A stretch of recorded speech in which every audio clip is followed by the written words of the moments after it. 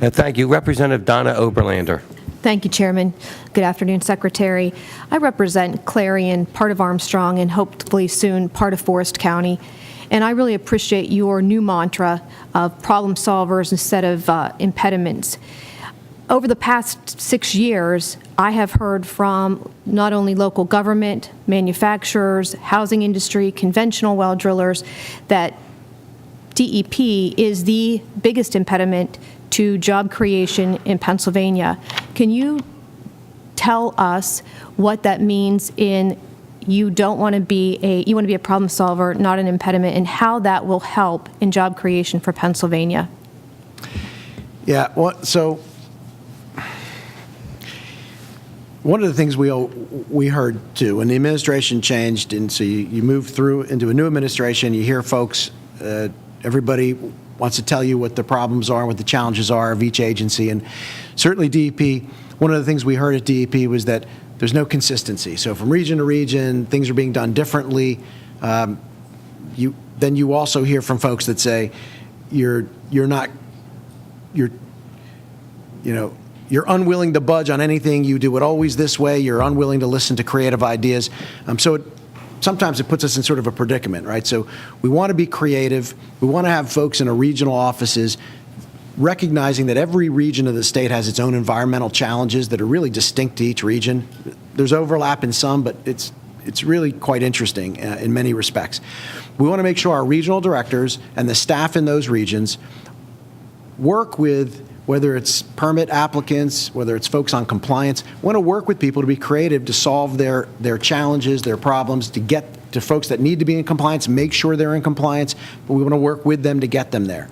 We also, as a department, want to make sure that the solution in the Northwest office in that region is not a headache to the folks in the Southeast office. I mean, we need to be consistent enough with our general application of regulation, the way we enforce it, and the way we bring about compliance, and in our permitting process, so that there is this sense that we're not 6 or 7 DEPs, we are one DEP, but we're flexible enough from region to region to address regional issues in a creative way. One of the best, I think, examples of how we've improved and addressed some of the things you've heard from local municipalities and from businesses is the permit decision, easy for me to say, the permit decision guarantee program that these two gentlemen and my predecessor worked on and is now in full swing in the agency. We inherited an enormous backlog of permits when this administration came into office. That backlog of permits has been reduced by 95%, but the real progress was made in the way that we implement this permit decision guarantee program. We know that municipalities and businesses, the regulated community, needs predictability, right? They want things to be done timely, but they need predictability in order to be able to manage what they're doing. We've set up the structure in our agency so that we basically said, if you submit to us technically complete applications, permit applications, we can guarantee for you that we can issue these permits in a particular time period. So maybe it's 30 days or 60 days, depending on the complexity of the program, but there's a predictable timeline for the regulated community. Now, the importance to us is our professionals don't have to work any harder or any faster. If they get a technically complete application up front, the work gets done in a timely manner. And our statistics over the last year have shown, and in many instances, just by us doing our job, we're beating the deadlines we've imposed on ourselves.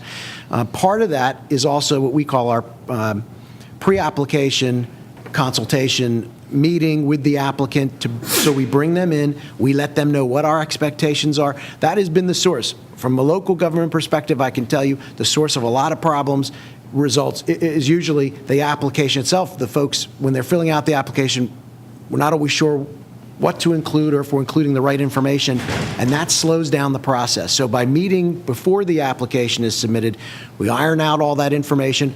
We are now getting better applications, and we're able to meet these deadlines, and it doesn't sacrifice at all the level of review we give, and that's a positive.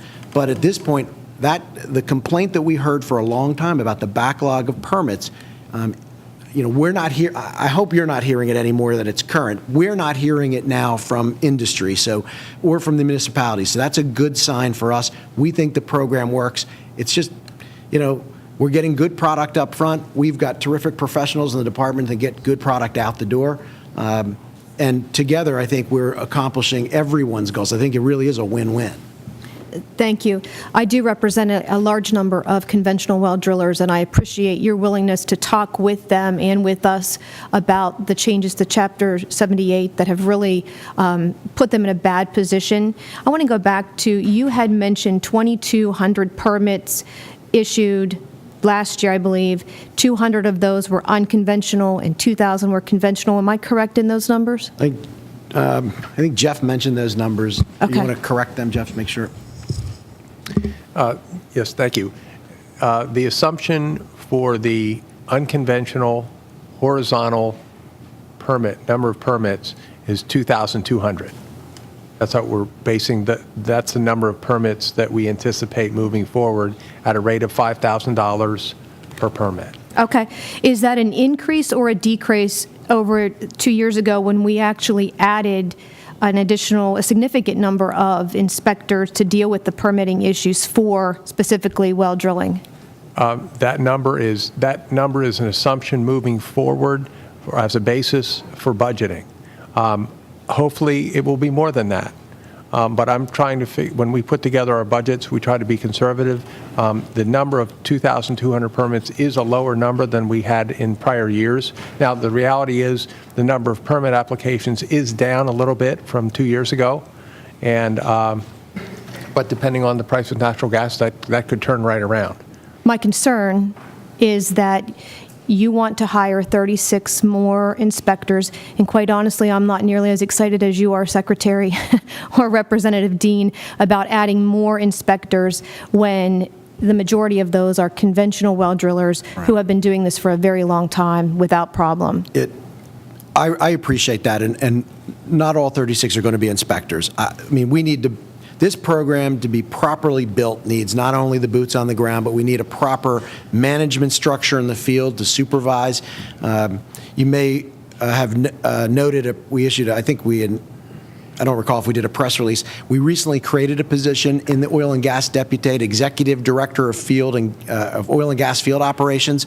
We promoted Kelly Birch, our Regional Director from our Northwest Region office, into this job. Kelly's got almost 30 years of experience with the department, very good understanding of both the conventional business and the unconventional business, which I think is critical and helps address the needs of the folks in the conventional business, making sure that we are properly identifying the two very different business models, and that in terms of the way we regulate, we're also drawing those distinctions properly. And so we're going to grow in the right way, in a way that supports the entire deputate, this oil and gas deputate. And so it won't all be inspectors. There'll be other folks in the mix that we need. But I've made a commitment to the folks in the conventional industry, and I'll make this commitment to Pennsylvanians generally. We know oftentimes we're really good at figuring out what the intended consequences of our actions are going to be. We need to do a better job in the department of also understanding the unintended consequences and making sure that if we know what they are, and we try to eliminate those unintended consequences. And the example you point out is a good one, and I've made it clear to those folks that we will make sure whatever regulations come to fruition in the final stage, that they reflect the changes that need to be made. Thank you, Secretary. Thank you, Mr. Chairman.